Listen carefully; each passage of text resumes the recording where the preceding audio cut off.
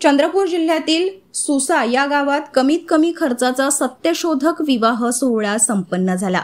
या लग्नात आगाऊ खर्च टाळून नवरदेवाने गावातील शिवार रस्ते बांधले। नातेवाईक आणि मित्रांनी लग्नानिमित्त जोडप्याला झाडांचा आहेर दिला। सुसा गावातील श्रीरंग एकुडे यांचा मुलगा श्रीकांत आणि यवतमाळातील मोझर या गावचे गोपीकिसन गरमडे यांची मुलगी अंजली यांचा विवाह पार पडला। नवरदेव असलेले श्रीकांत एकुडे परिसरातील प्रगतशील शेतकरी आहेत। सोबतच सामाजिक संस्थेच्या माध्यमातून विविध सामाजिक उपक्रम राबवत असतात। लग्न करताना त्यांची लग्न सत्यशोधक पद्धतीने करण्याची एकच अट होती। मुलगी अंजलीच्या वडिलांकडे हा प्रस्ताव ठेवला तेव्हा त्यांनी निर्णय घ्यायला थोडा वेळ घेतला। घरच्यांसोबत बोलून त्यांनी होकार कळवला। लग्नात कोणताही अधिकचा खर्च करायचा नाही, हेच पैसे सर्वांना उपयोगी अशा ठिकाणी वापरायचे हे दोन्ही कुटुंबांचे ठरले। पावसाळ्यात शिवार रस्त्यांची अवस्था फारच वाईट होती। शेतकऱ्यांना तर सोडा, जनावरांनाही जाणे शक्य होत नाही। म्हणून श्रीकांतने लग्न खर्चातून बचत करत अतिशय अडचणीच्या असणाऱ्या 2 शिवार रस्त्याचे खडीकरण केले। यामुळे आता शिवारातील शेतकऱ्यांना पावसाळ्यात सुद्धा ये-जा करता येणार आहे। श्रीकांतने सर्व नातेवाईकांना फळझाडे भेटवस्तू स्वरूपात देण्यास सांगितले।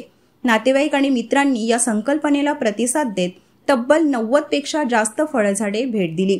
त्याची लागवड करून आता मोठी फळबाग तयार होणार आहे। माझा नमस्कार, मी श्रीकांत श्रीरंग एकुडे। माझं गाव सुसा। माझ्या गावामध्ये काल माझा सत्यशोधक विवाह सोहळा संपन्न झाला।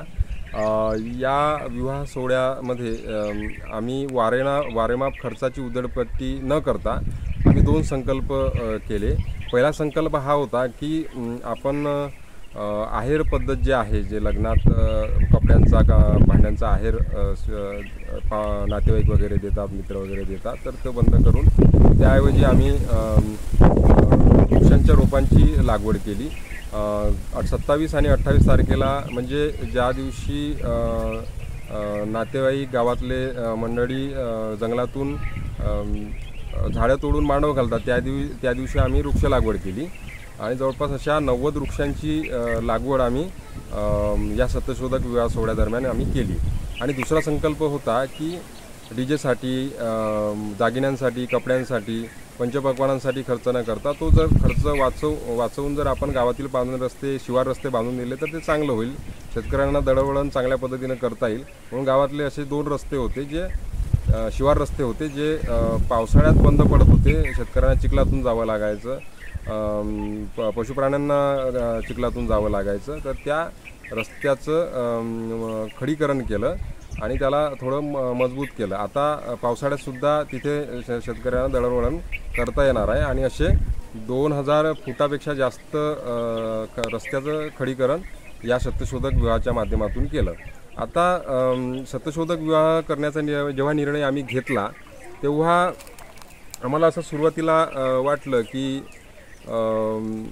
याला नातेवाईकांकडून तरी विरोध तर होणार नाही ना, तर पण ही संकल्पना आम्ही सर्व नातेवाईक मित्रांशी जेव्हा बोलून दाखवली तेव्हा 5% नातेवाईक मित्र सोडले तर सर्वांना ही संकल्पना आवडली आणि चांगला प्रतिसादसुद्धा माझ्या नातेवाईकांनी